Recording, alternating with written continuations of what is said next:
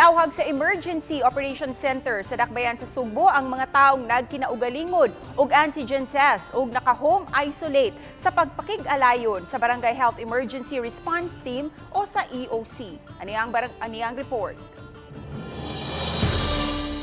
Gibutyag ni Konsehal Joel Gaganera, ang Pangulo sa Emergency Operations Center, EOC sa Cebu City, nga daghang mga tao ang adunay gipamati sa lawas nga nagkinaugalingon pag antigen test og nag-home isolate. Apan giawhag niya sila nga mo report sa BHERTS o sa EOC.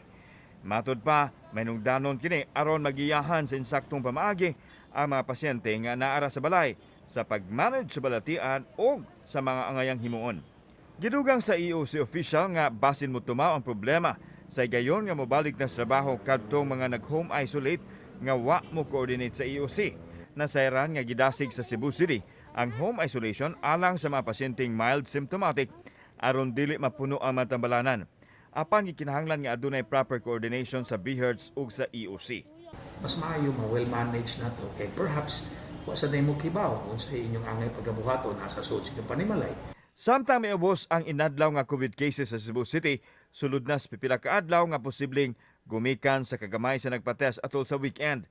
Ang bagong kaso sa COVID sa Cebu City, base sa data sa EOC, adunay 302 diin miabot na sa 6,973 ang total active cases.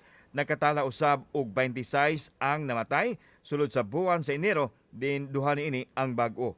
Miubos usab ang positivity rate gikan sa 51.07% kagahapon ug anaa na lang karon sa 41.60%. News was pero dili sa taangay maghudyaka niani no kay naman tay gitawag na 2-week growth rate no. So dili pa kita ka siguro ug asa pa ni siya padong no kay kanira bang COVID surge na to, it's a series of ups and downs. Kauban si Cleofer Lumayag, ako si Alan Domingo. Balitang Bisdak.